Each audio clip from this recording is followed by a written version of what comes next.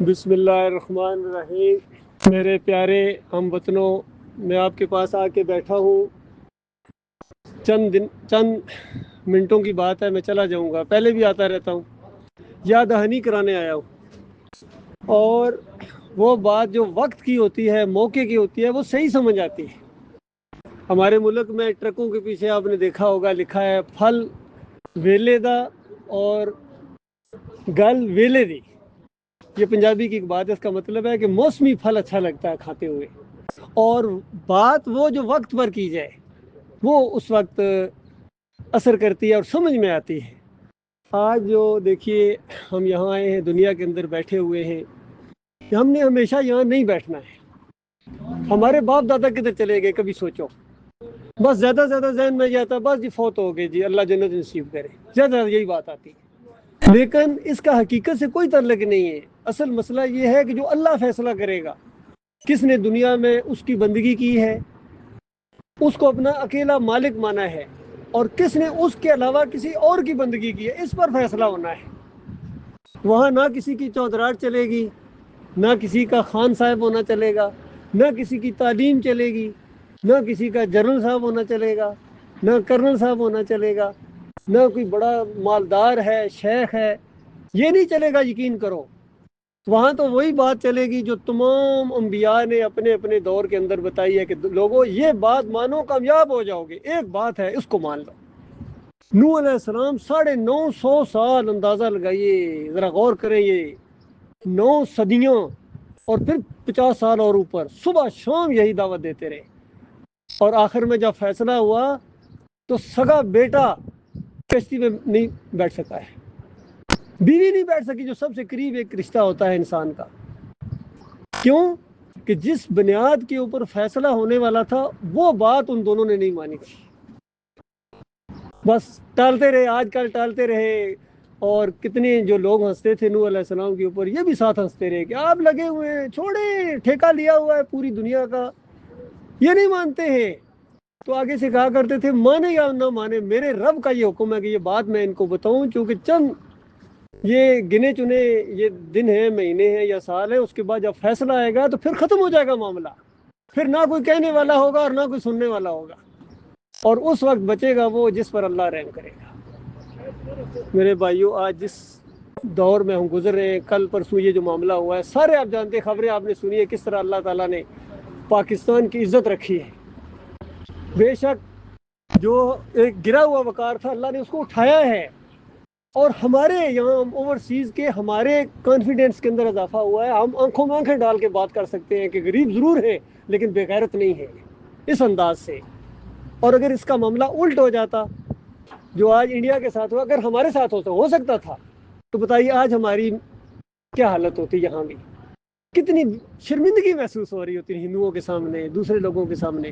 اور آج یقین کرو، نہ صرف اپنی قوم خوشیاں منا رہی ہے بلکہ دنیا کے لوگ آپ کی تعریفیں کر رہے ہیں، پوری دنیا کے لوگ انٹرنیشنل لیول کے اوپر، اور اللہ تعالیٰ نے عزت دی ہے۔ تو میرے بھائیوں، اس پر اللہ کا شکریہ ادا کرنا چاہیے، صحیح معنوں میں دل کی گہرائی سے شکر گزاری ہو، اور شکر گزاری یہ ہوتی ہے کہ اللہ کے علاوہ کسی اور کی بندگی نہ ہو۔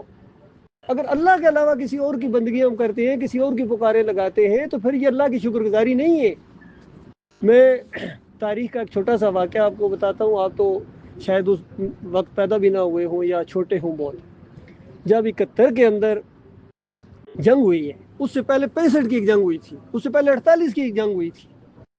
48 میں بھی اس سے زیادہ ہماری فوجوں نے کشمیر کا علاقہ لے لیا، بلکہ پورا کشمیر لے لیا تھا، یقین کرو۔ اور انڈیا اس وقت گیا تھا وہاں UNO کے اندر، اور فوراً کہا کہ جنگ بندی کرو، ہم کشمیریوں کے مطابق فیصلہ کریں گے۔ تو سب قوموں نے دباؤ ڈالا، جب یہ بھی کہہ رہے ہیں کہ کشمیریوں کے مطابق فیصلہ ہوگا تو ٹھیک ہے، پیچھے ہٹ جاؤ۔ ہماری فوجیں جب پیچھے ہٹیں، جیسے یہ پیچھے ہٹیں، انڈیا اپنی فوجیں لے کے آ گیا۔ یہ ہوا آپ کے ساتھ دھوکہ، فراڈ، اور ہم نے یہ موقع گنوا دیا۔ اللہ نے موقع دیے ہیں، اور آج پھر یہی معاملہ ہوا ہے۔ ہم آگے بڑھ رہے تھے، دیکھیں بالکل انڈیا نے گویا سرنڈر کر دیا تھا، یقین کرو۔ یہ میں حقیقت آپ کو بتاؤں، تھوڑا سا ایکسیلیٹر اور دباتے آگے جاتے معاملہ ختم تھا، لیکن پھر وہی بات، پھر وہی آگے قومیں بیچ میں آ گئی ہیں۔ اور چلو جتنا بھی ہم اللہ کا شکر ادا کرتے ہیں ٹھیک ہے، لیکن اگر ہم نے اللہ کی طرف پوری طرح رجوع نہ کیا، اگر اسی طرح یہ درگاہیں مزار عرس میلے چلتے رہے جو شرک ہے اللہ کے ساتھ، تو اللہ وہ عذاب پھر آپ کو دے سکتا ہے۔ جس طرح پہلے میں نے آپ کو بتایا کہ 65 کے اندر کچھ کامیابی اللہ نے دی ہے، ہماری قوم نے پتہ ہے کیا کہا تھا، یہ ریکارڈ کے اوپر موجود ہے، قومی لیول پر یہ اعلان کیے گئے کہ ہمیں جو فتح ملی ہے یہ نور جہان کے ترانوں کی وجہ سے ملی ہے۔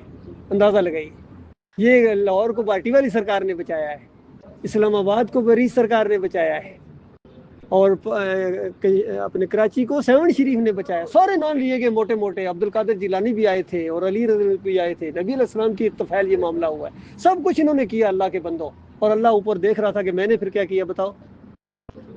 اور 6 سال بھی نہیں گزرے ہیں اور اس کے بعد 71 میں جو آپ کے ساتھ ہوا ہے وہ اپنے گھر والوں سے جا کے پوچھ لینا۔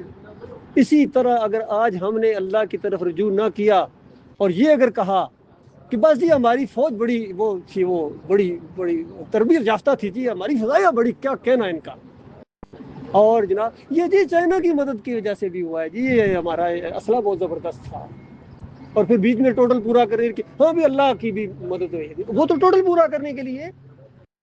تو بتاؤ تم نے شرک سے کہاں رابطہ توڑا ہے؟ سب کچھ وہی اللہ دیکھ رہا ہے۔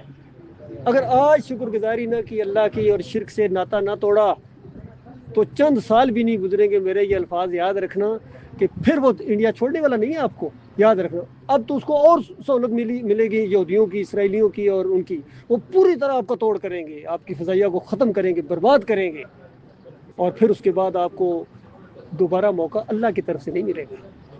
یہ اللہ موقع دے رہا ہے بار بار، جو میں باتیں ہمیشہ کہتا ہوں اللہ نے ثابت کر دی ہیں، ہمیں سوچنا ہے، اس کے اوپر غور کرنا ہے، لا الہ الا اللہ محمد رسول اللہ کا مطلب سمجھنا ہے اللہ کے بندوں، کہ اللہ کے علاوہ کوئی پکار کے لائق نہیں ہے۔ ہم یہ کہتے ہیں تو پھر یا رسول اللہ مدد، یا علی مدد کہاں سے آ گیا؟ جب اللہ کے علاوہ کوئی نظر و نیاز کے لائق نہیں ہے پھر 11ویں شریف کیوں چل رہی بتاؤ؟ یہ بکرے کیوں چڑھائے جا رہے ہیں، عرس اور میلے کیوں ہو رہے ہیں بتائیے؟ جب اللہ کے علاوہ کوئی توکل کے لائق نہیں ہے تو یہ بازو پر امام زامن کیوں باندھا ہوا ہے، تعویذ کیوں گلے میں لٹکایا ہوا ہے؟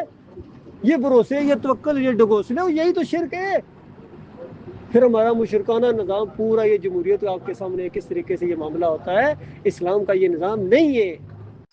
نبیوں کی جو تعلیم ہے، اب کوئی نبی آنے والا نہیں ہے، یاد رکھیے، سب کچھ قرآن میں موجود ہے۔ جو میں بات آپ کو بتا رہا ہوں یہ قرآن کے پہلے صفحے پر لکھی ہوئی ہے، یہ بھی میں نہیں کہوں گا قرآن میں جا کے کہو اور آپ میں بعد میں کہیں گے پتہ نہیں بھائی نے بات بتائی تھی یار، وہ کون سا صفحہ تھا بھول گیا، یاد نہیں رہا کون سی صورت تھی، سمجھ نہیں آ رہا ہے۔ قرآن کا پہلا صفحہ الحمدللہ رب العالمین، ہر روز نمازوں میں پڑھتے ہو، کبھی غور کیا یہ کیا ہے؟ اللہ کی حمد و ثنا بیان کرنے کے بعد اللہ کو کہتے ہو ایاک نعبد و ایاک نستعین، اللہ تیری عبادت کرتے ہیں، تجھ سے مدد مانگتے ہیں۔ تو بتاؤ، تجھ سے مدد مانگتے ہیں، مدد مانگتے رہیں گے، اس کا سادہ سا مطلب آپ کو نہیں سمجھ میں آ رہا ہے؟ یا علی مدد، یا رسول مدد، یا غوث مدد، کیا یہ اللہ ہے؟ اور پھر اللہ سے ایک اور بات کہتے ہو جو اس سے بھی بڑی بات ہے، وہ کیا؟ آپ اللہ کو کہتے ہو یا اللہ اہدنا الصراط المستقیم، یا اللہ مجھے صراط مستقیم، مجھے سیدھے راستے پر چلا، سیدھے راستے پر یا اللہ چلا، اور پھر خود کہتے ہو یا اللہ ان لوگوں کے راستے پر جن پر تو نے انعام کیے، فضل کیا، کرم کیا، ان لوگوں کے راستے پر۔ اور ساتھ آپ کا یہ بھی ایمان ہے کہ اس میں کون لوگ ہیں جن پر اللہ نے انعام کیے؟ انبیاء ہیں، ان پر اللہ نے انعام کیے، ہدایت یافتہ لوگ تھے۔ آپ اللہ سے دعا کرتے یا اللہ ان لوگوں کے راستے پر ہمیں چلا۔ تو بتاؤ ابراہیم علیہ السلام کا کیا راستہ تھا؟ بتاؤ نوح علیہ السلام کا کیا راستہ تھا؟ ابھی میں نے آپ کو بتایا۔ موسیٰ علیہ السلام کا کیا راستہ تھا؟ عیسیٰ علیہ السلام کا کیا راستہ تھا؟ اور آخری نبی محمد صلی اللہ علیہ وسلم اور صحابہ کرام کا کیا راستہ تھا؟ کیا وہ عرس اور میلے کرتے تھے، فرقوں میں بٹے ہوئے تھے، یا سیاسی انداز تھا ان کا جس طرح آج ہماری قوم کا ہے؟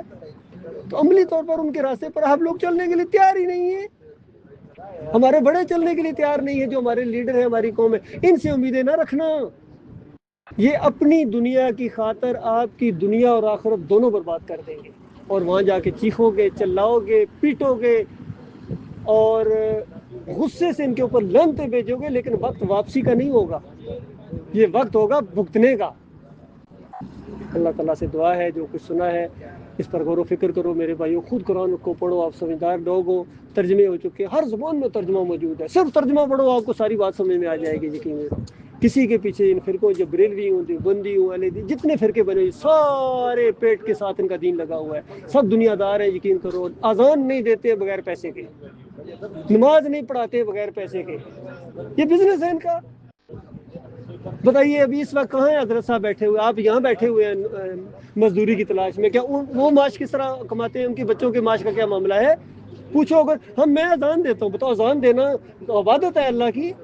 نماز پڑھنا بھی اللہ کی عبادت ہے, نماز پڑھانا بھی اللہ کی عبادت ہے یا نہیں ہے؟ ان کا پیشہ ہے. آج آپ ان کو تنخواہ دینا بند کر دیں یا اذان دینا بند کر دیں گے؟ یہ معاملہ ہے اللہ کے بندو. یہ نماز پڑھانا بند کر دیں گے, پیسے کے لیے کرتے ہیں. پوری عرب ہو یا عجم ہو, یہی کچھ دین ہے. اسی وجہ سے ذلت اور خواری ہے, اور اللہ موقع دے رہا ہے. اس موقع سے فائدہ اٹھاؤ, توبہ کرو. کوئی اگر نہیں مانتا مثال کے تو اگر یہ کہو بھائی آپ کے یا میرے کہنے سے کیا ہوتا ہے, کیا ہم کیا, اللہ کے بندو آپ کی جان جہنم کی آگ سے بچ جائے گی. بس آپ مان لو اس بات کو, پوری طرح دل کی گہرائی سے مان لو, آپ کی جان جہنم کی آگ سے بچ جائے گی. اور اس وقت کی پچھتاوا, ناکامی ہمیشہ کا پچھتاوا اور ناکامی ہوگی. اس وقت کی عزت اللہ تعالیٰ ایسی عزت دے گا اپنے مومن بندوں کو. بڑے بڑے بادشاہوں نے آج تک وہ کھانے نہیں کھائے ہیں, بڑے بڑے بادشاہوں نے, شیخوں نے وہ گھر دیکھے نہیں ہیں. بڑی پوری دنیا کے انجینئر مل جائے اس جیسا محل ڈیزائن نہیں کر سکتے جو اللہ نے اپنے ان مومن بندوں کی اختیار کر کے رکھا ہوا ہے. اور اللہ کے راستے میں اللہ کی بات کو بلند کرتے ہوئے اگر ان کی موت آ جائے تو اسی وقت جنت الفردوس میں یہ چلا جاتا ہے. اور عقیدہ خراب ہو تو چاہے بیت اللہ کی حفاظت میں بھی آپ کی موت آئے, شرک اگر آپ کے عقیدے میں, آپ جنت کی خوشبو تک نہیں پا سکیں گے. اور یہ آخر میں مثال دے کے دیکھو, یہ ہمارے ایک پائلٹ نے کتنی کارکردگی دکھائی, بتاؤ کوئی کر سکتا ہے؟ اور یہ پتہ ہے کون ہے؟ یہ ہے کامران مسیح. یہ عیسائی ہے. میں کہتا ہوں اس سے زیادہ کوئی جرت کی مثال نہیں ہوگی انسانی ہسٹری کے اندر. میں آپ کو یقین کرو ایسی بتاؤں, اور نہ آئندہ کبھی ہو سکے گی. یہ بھی ہے, اللہ چاہے تو اور معاملہ ہے. اتنی زیادہ بہادری اور جرت اور اپنی وطن کے معاملہ کرنا. اگر موت آ جاتی تو بتاؤ وہ بندہ کہاں جاتا ہے؟ عیسائی. بتاؤ, تم بتاؤ میرے بھائیو, اگر اتنی جرت اور اتنی پاکستان کی حفاظت کرتے ہوئے اس کی موت آ جاتی, بتاؤ جنت میں جاتا یا جہنم میں جاتا؟ سوچو نا. اس سے ایک اور مثال میں دو. ہماری فوج میں جانتا ہوں, میں خود فوجی افسر ہوں, ٹھیک ہے. ہاں سنو, اگلی بات سنو, اس سے بھی بڑی بات سنو میرے پیارے بھائیو. ہماری فوج میں تارا سنگھ ایک سکھ فوجی افسر ہے, مجھے پتا ہے. اور وہ جب پاس آؤٹ ہوا وہاں پی ایم اے سے, تو اس کو جب ہمارے وزیر اعظم نے ہاتھ میں لایا اور شاباش دی اور کہا کہ پہلے سکھ فوجی افسر ہو, تو اور کوئی خواہش؟ اس نے کہا ایک خواہش رہ گئی ہے کہ پہلا سکھ شہید بھی ہونا چاہتا ہوں. بتاؤ اللہ کے بندوں, اگر تارا سنگھ پاکستان کی حفاظت میں مر جائے تو کیا جنت میں جائے گا؟ سوچو نا یار, اتنی سی بات ہے. نہیں جائے گا. یہی تو میں کہہ رہا ہوں, نہیں جائے گا, نہیں جائے گا. یہ سوچنے کی بات ہے. یہ صرف دو مثالیں میں نے آپ کو دی. اسی طرح جو بندہ بھی شرک پر مرے گا, چاہے گیروی دینے والا ہے, چاہے یا علی مدد کا نعرہ لگانے والا ہے, وہ جنت نہیں جا سکتا ہے. میں جو آپ کو بات کر رہا ہوں وہ جنت کے لیے کر رہا ہوں. میں اپنے فوجی بھائیوں کو بھی کہتا ہوں, میں خود فوجی افسر ہوں, اندازہ لو. میں اپنے بھائیوں کو کہتا ہوں شرک چھوڑ کے, یہ نہیں بات ہو رہی ہے, ظاہری بات ہے. اس کو کہنا چاہیے تھا نا, لیکن وہ کہہ نہیں سکے ہیں. جس نے بھی اس کو ہاتھ میں لایا, جو بھی وزیر اعظم تھا, اس کو کہنا چاہیے تھا تارا سنگھ تم جنت نہیں جا سکتے ہو. یہ وہ کہے گا جو مومن ہوگا, وہ کہے گا نا, دوسرا تو نہیں کہہ سکتا. ہمدردی کے تحت کہنا چاہیے تھا کہ اگر واقعی شہید ہونا چاہتے ہو, جنت جانا چاہتے ہو, تو لا الہ الا اللہ محمد رسول اللہ پڑھ کے پہلے مسلمان ہو جاؤ, پھر جنت میں جاؤ گے.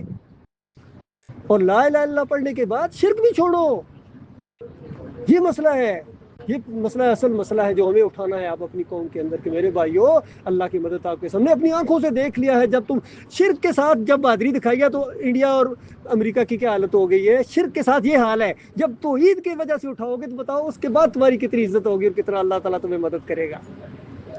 یہ بات ہے, یہ بات کہنے کی ہے. اللہ تعالیٰ ان کو بھی سمجھ دے. اللہ تعالیٰ ہمارے ملک کی حفاظت فرمائے, ہمارے فوجیوں کی حفاظت فرمائے, ان کو ایمان کی اللہ تعالیٰ قدر کرنے کی توفیق عطا فرمائے. اور اللہ تعالیٰ ہم سب کو اس دین کو, یہ توحید ہے اللہ کے بندو, یہ پھیلاؤ, یہ تبلیغ ہے, اور اسی کے لیے جیے اور اسی کے لیے مرو. اللہ جانتا ہے خوشیاں اللہ دے گا.